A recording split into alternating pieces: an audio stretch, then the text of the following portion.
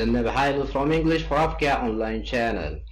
Today I want to inject some new classroom expressions into your vocabulary. You are about to learn some advanced expressions that help you sound smart and interesting in English conversation. So we are going to discover how you can give multi-stage classroom instructions with tips and examples. So this lesson is going to have 4 parts. Firstly, we are going to start with defining what a multi-stage instruction means, and then we are going to see some markers which help you to use multi-stage classroom instructions, and then we are going to see expressions that can be used in here, and then I'm going to give you a sample how you can use multi-stage instructions in your classroom effectively. So let's start with the first lesson. Is going to be about defining what multi-stage instruction means. What it is. So teachers are supposed to provide multiple instructions at different stages of their lesson so as to control classroom activities. It can be during the introduction part, during when you deliver your main lesson, or when you are in the end or stabilization step. Anyways, most activities require more than one simple instruction. Last time, if you remember, we discussed about how you can give simple instructions. So we are not always using simple instructions. So when we are across many instructions or multiple instructions, we are supposed to use multi-stage instructions. Here, make sure you have used sequencing markers to separate the requested actions, because instructions and their delivery can be the determining factors as to whether a lesson succeeds or fails. It's about helping your students understand what you want them to do, so you have to be careful. Having this in mind, let's continue with discussing markers. We are going to discuss about sequencing markers. They are very important in 2 ways. Firstly, for students, 100% I can say, for your students, it is very much helpful to understand each part of the instruction that you have given to them. Even for teachers, it's very much useful because it helps you to check your students' understanding. So it's helpful that you have to check your students' understanding, or whether they are following the instruction correctly or not is up to you, and this will be helpful. I mean, the sequence markers are helpful to achieve this point. Let me give you top markers which you can use when you deliver multi-level instructions. These sequential markers are important in your classroom. So you may start with, firstly, we're gonna do this, next we're gonna do this, then we're gonna do this. Before we jump to the next part, let's discuss this, blah blah blah. After that, blah blah blah. Then you finalize with the sequential markers finally.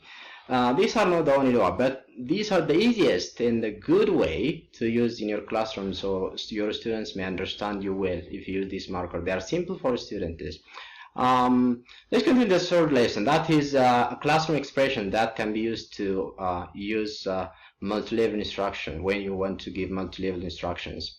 I have classified them in 3 positions, in 3 ways. Firstly, we are going to talk about when you deliver your lesson, what kind of multiple instruction that you can use. The first column, which is number 1, is used for giving your lesson. When you deliver a lesson, you can put them in this position, or you can categorize them in this position using this expression. First of all, today we are going to learn about blah blah blah. Then after you finish that one, right, now we'll go on to the next exercise. Then you put that one. For the last thing today, let us discuss about blah blah blah. So this will help you to deliver your lesson in a good manner, and your students may understand. And then once you are finished, as usual, we use activities in your classroom. You can categorize your lesson instructions in this way by using these expressions. Let me explain what I want you to do next. Once you have the idea or your student understood this information, you can continue with this. The idea of this exercise is for you to blah blah learn this point, this concept. So you give them the reason why you want them to do the activity. Then you have to make sure that you have given them a limited time. You have 10 minutes to do this. Once they are finished, you may say your time is up. These are good expressions you can use to achieve clarity in your classroom.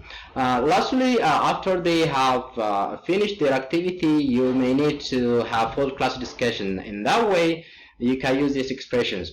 Which questions are you on? So when they are lost, when you are lost or where your position, you may use this expression. Whose turn is it to read? Who hasn't answered yet? Next one, please. So these are good expression that you can use in your classroom when you want to deliver multiple instructions or multi-level instructions. Let me give you some good advice here. That is, sequencing markers help you to be economical in your wording and help you to achieve clarity in your classroom instructions. Look this sample. The first column is word instructions and they lack clarity, whereas the second column is concise instruction sample with good clarity. Now I would like for you to get out a piece of paper and put it in your desk. Too much wordy and it's not clear for students, but you can modify it in this way. Firstly, take out a piece of paper. The sequential marker we used here firstly makes it clear and it helps you to achieve concise instruction here. Look the second. Once the paper is on the desk, could you please write down 5 questions using the present continuous tense? Wordy and difficult to understand for the students again. But using sequential markers, we can upgrade this sentence too. Next, write down 5 questions using the present continuous tense. Nice way, it's concise. Now that you have written 5 questions, I would like for you to fold the paper in half. Again, awkward instruction here, but can be improved in this way. Then fold your paper in half. So as you can see here, sequencing markers are helpful not only for clarity purpose, but it helps you to achieve economical words and to be concise in your instructions. Fourthly, the last lesson today is going to be about sample, how you can use these expressions in your classroom. So let me give you a sample with small group discussions. So let's assume that you want to set up a short group discussion on a given topic and how you can organize your instruction. So you are going to use multi-level instruction here. So you need some kind of organization. This is how you can do. First, try to provide them an intro.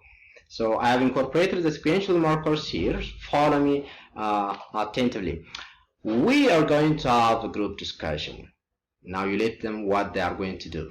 First, I would like you to listen carefully. You need to grab their attention before you give them instructions. Once you are sure they have your attention, now you can continue.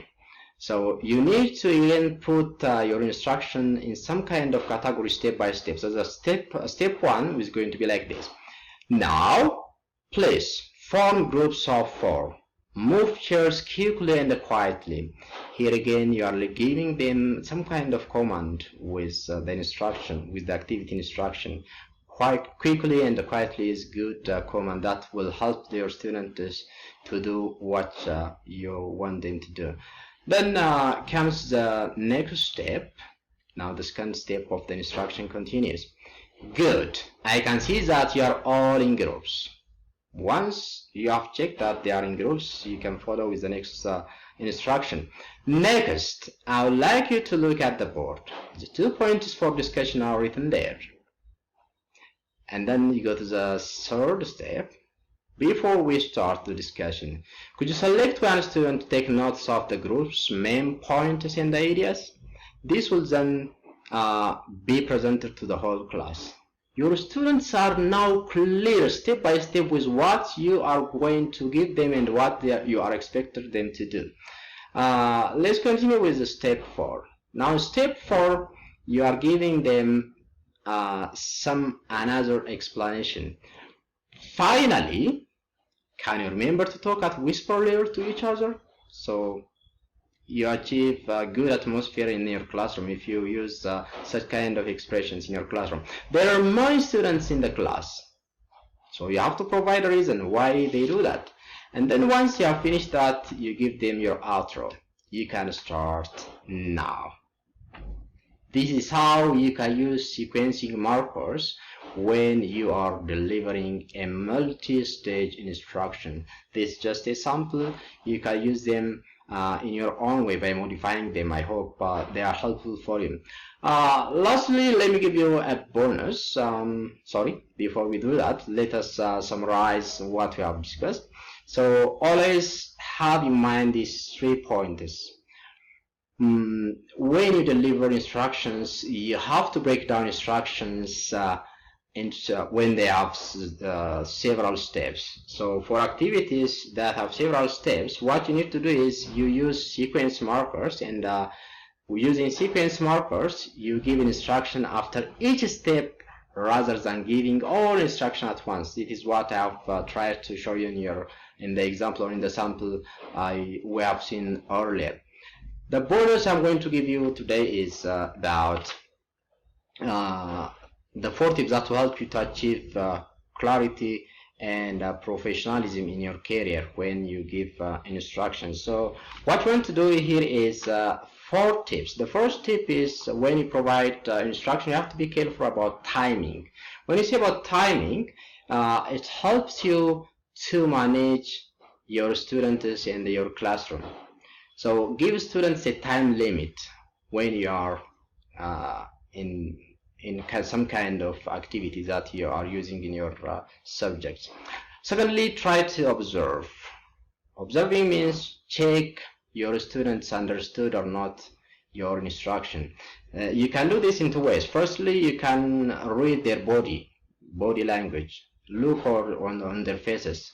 If they are clear with your instruction, they are happy, or they may wonder or ask each other if the instructions are clear to them. Or you can even ask concept checking, and questions can be even used here. So you may ask them, have you understood the instruction I have given to you? If their answer is yes, you can continue. If they say no, you have to provide them with another backup plan. Thirdly, you need to be concise here. When we say concise, don't use vague instruction in your classroom. As much as you can, try to avoid wordiness and try to use simple instruction expression that we have used in the sample. Lastly, you need to circulate around the classroom to monitor your students' activity. Please don't just sit on your desk or just read something else when your students are in groups. You need to move from one group to the other groups and cover all the groups so that they are with you. You have to check that, and they may need some kind of help even from you. So this will take us to the end of our today's lesson. As one command I would like to give, no kind of a command of course, one experience I want to share to you is learners see the ability to explain things well as one of the most important qualities of a good teacher. So if you want to be good in your students' eyes, so that they can love you and get something good knowledge from you, you have to be good on how you can provide instructions. So thank you for watching. I look forward to seeing you in my next lesson. Bye for now.